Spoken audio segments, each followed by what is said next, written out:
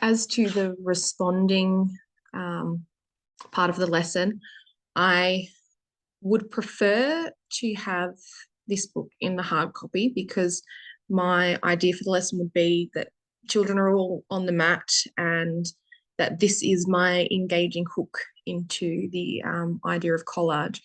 But for the sake of this, I've only got a YouTube.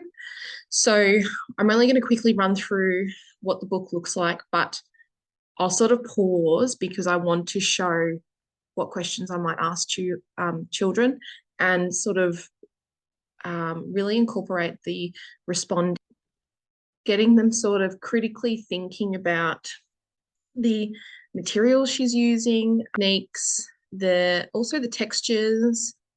I also want to link with sustainability. So I'll ask them with the materials, what materials are natural, what are recycled, and also as well where the children think that she might have gathered these materials from, the purpose of the book.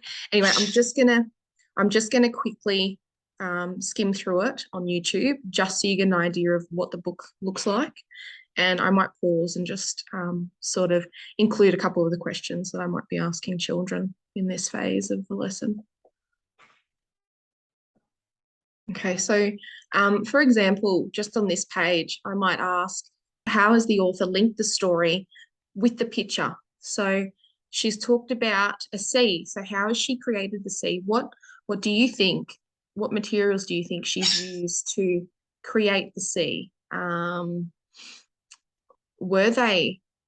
you think any parts of it might be recycled? Do you think any parts of it might be natural? So that would be just a few brief key ideas or points that I'd sort of be focusing at whilst I'm reading through the book, just to sort of engage the children to really think about how the story links with the picture that Janine has created. Going on from that, the next thing that I would move on from would be onto this PowerPoint that I've created for the children. Of course, it would be on a whiteboard. I think the children would still all be sitting on the mat as we sort of go through this. I've just got a little brief history about this. So it's also got a few examples of different collages. Just because with this age group, having examples or quality examples available can be really purposeful for children. Again, I've got just another short video here that I could play for the children if I wanted to, again, if you had time. So this video that Janine has created is really informative and would be for children because it includes a lot of the elements and principles.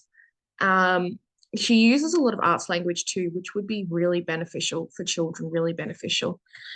I'm not going to play it all again. Anyway, this next one would be, again, just to really emphasize to children what materials in this photo are recycled and what materials would be natural. This one's a really good one because it does have a lot of recycled and natural materials.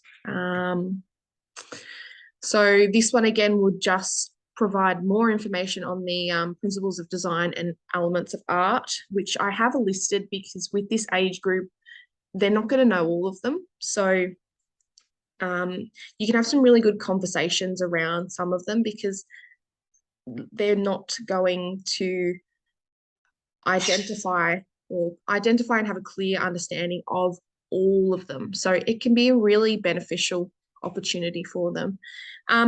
So once this part of the responding phase has finished, we will then start talking to the children about what they will be creating. And I'll also touch base on the learning intention and the success criteria, which I'll probably have available on the board so children can sort of refer back to that. Yeah, that will be quite important. So this will all be done prior to the prior to the making phase.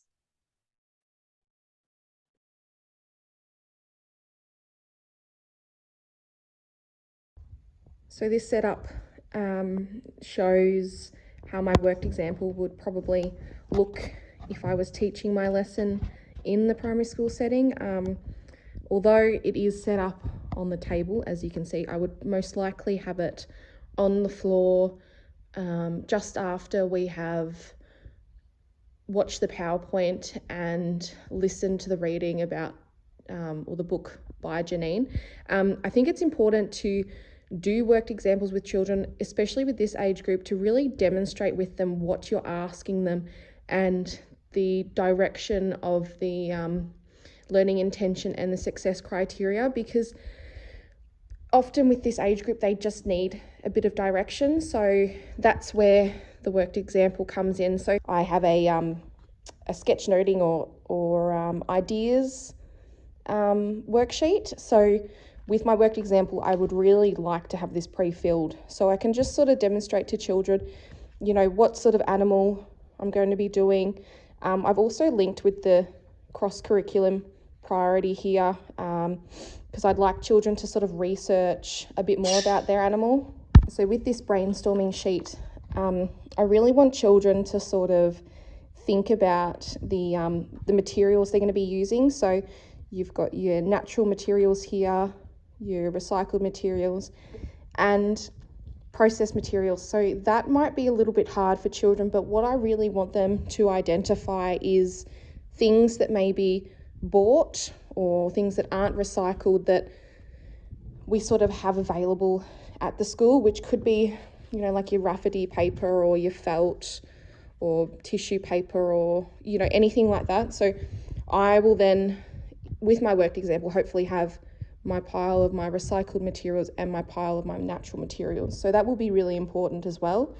And to also just ask them questions to see if they can identify which materials are which, just to really establish that information for them. Down the bottom, I've got the elements of art and the principles of design.